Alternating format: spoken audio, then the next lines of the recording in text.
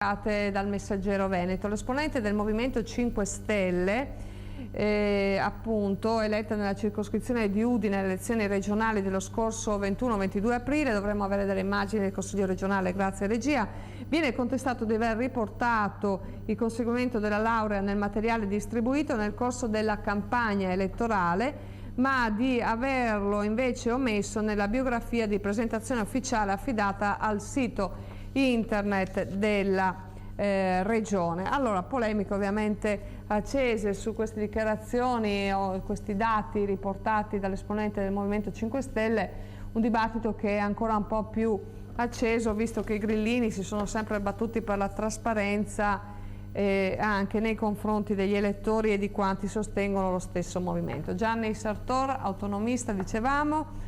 Innanzitutto un commento su questo nuovo governo regionale.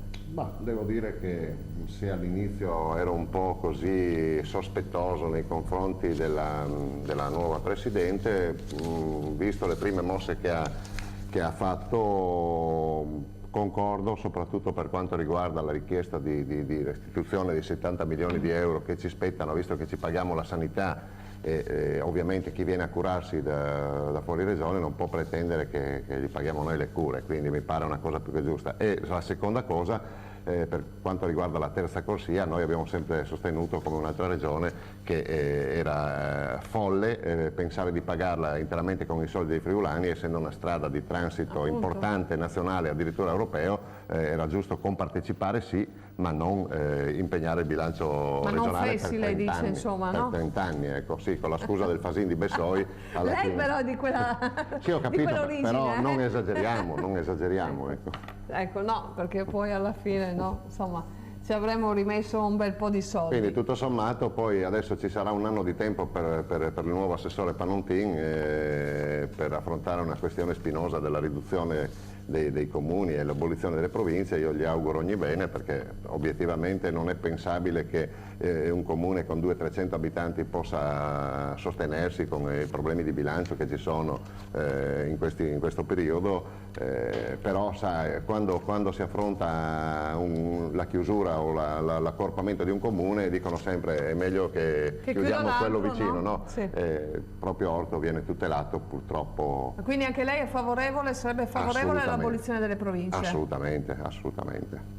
Quindi insomma da questo punto di vista concorda anche con le decisioni annunciate dalla giunta regionale? Non tanto per il risparmio, che il risparmio sarebbe relativo, ma quanto per uno snellimento burocratico. C'è fin troppa burocrazia e quindi è giusto delegare le competenze ai comuni, o parte ai comuni e parte alla regione. Senta, a margine un commento anche su questa situazione del capogruppo del Movimento 5 Stelle, no? Fa sorridere un po', insomma, che questo... Fa sorridere perché anch'io ho partecipato alla discussione su Facebook e devo dire che da quello che mi è stato comunicato ci sono stati dei contatti appunto con una professoressa dell'Università di San Pietroburgo, la quale asserisce che comunque bisogna conoscere il russo, il cirillico scritto e parlato per poter affrontare un esame di laurea e gli esami.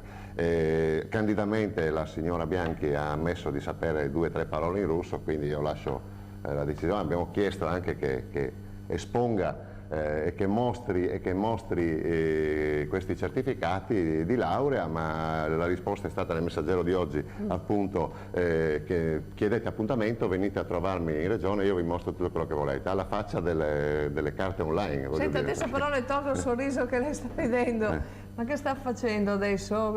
Autonomista in generale, no. Abbiamo detto, adesso lei con chi sta, tra virgolette, politicamente? Politicamente, cioè io ho aderito, non ho aderito ad un'altra regione, ho partecipato alle elezioni con un'altra regione, coerentemente noi... Ma con Zamparini il progetto così è... Sinceramente Zamparini si è un po' defilato, magari siccome è un tipo che cambia spesso parere, sostituisce gli allenatori come sostituisce gli indumenti intimi, probabilmente, chi lo sa, io non posso mettere... Questo lo dice lei, se lo conosce bene, io non posso certo dire cosa farà Zamparini, farà quello che vorrà, insomma. Sì, ma comunque lei proseguirà, insomma, nell'attività nell'ambito politico certo, dell'autonomismo. il progetto di un'altra regione secondo me è ancora valido. Io, come dicevo al vostro operatore prima, non sono uno che dice che sono stati cretini quelli che non ci hanno votato. Probabilmente avremmo sbagliato anche noi, probabilmente siamo stati penalizzati da chi è rimasto a casa, un motivo ci sarà, però io continuo a credere al progetto. Per Tondo è un errore quello di non aver chiesto a Bandelli di far parte della sua squadra? Secondo me Tondo era talmente convinto di vincere che non ha voluto neanche sedersi a discutere con un'altra regione. Anche lì Fasin da Bessoi e poi... Fasin di Bessoi e di Bessoi alle colate. Bene, grazie quindi a Gianni Sartor, autonomista, spesso ci viene a trovare nel nostro telegiornale. Grazie e buon lavoro. Prego. Proseguiamo. La crisi economica ha comportato